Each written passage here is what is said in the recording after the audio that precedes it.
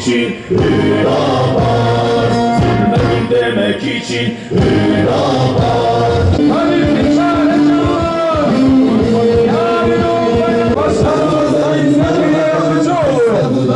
Büyükşehir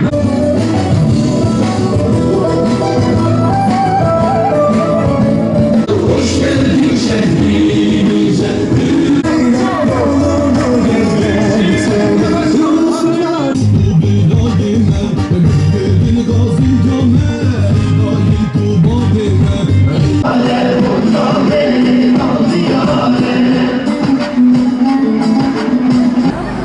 أعوذ بالله من الشيطان الرجيم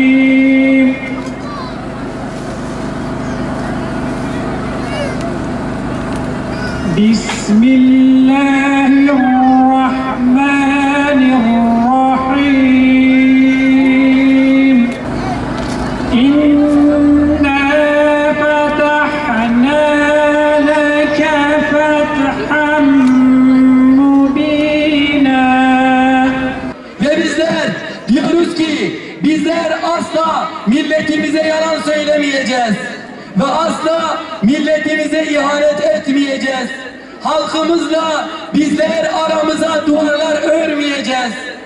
Manevi değerleri referans alan ve İslam'ı referans alan bir parti olduğumuzdan dolayı tüm projelerimizin temelinde manevi projeleri göreceksiniz. Bizler maddi projeleri manevi projelerle donatacağız Allah'ın izniyle. Haberlik sevdadır yüreğinde, sevilen bir pınarsın, zulüm yok mektebinde. Disiye adaredir, cebra sisya, Yahuda parayı idare ettik destek ol hareme ve bükemi.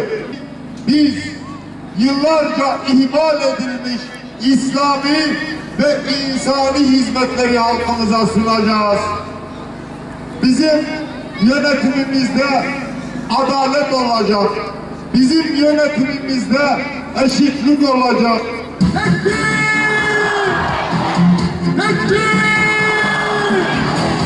Allahu Ekber! Allah! Biz Rabbimizin bize yasakladığı, bize haram kıldığı bir şeyi kanunlar cevaz verse de yapmayacağız.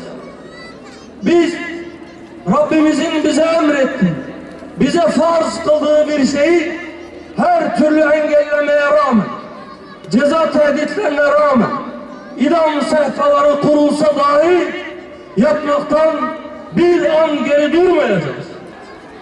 Biz Müslümanız. Siyaseti Müslümanca yapacağız.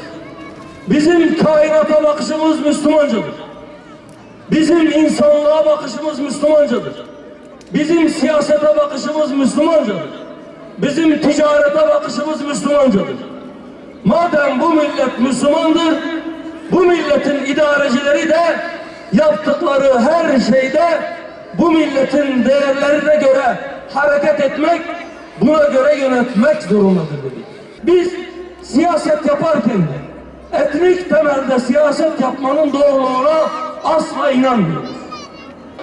5 gün sonra sandıklar kurulduğunda gideceğiz Allah'ın izniyle.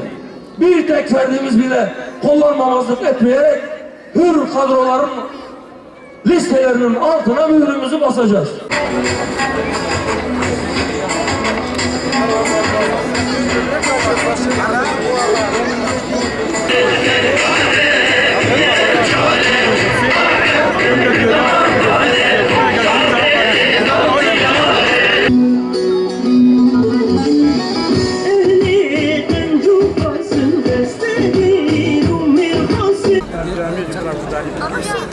يعني عمري ما أكثر من الكلمات بسبب ذلك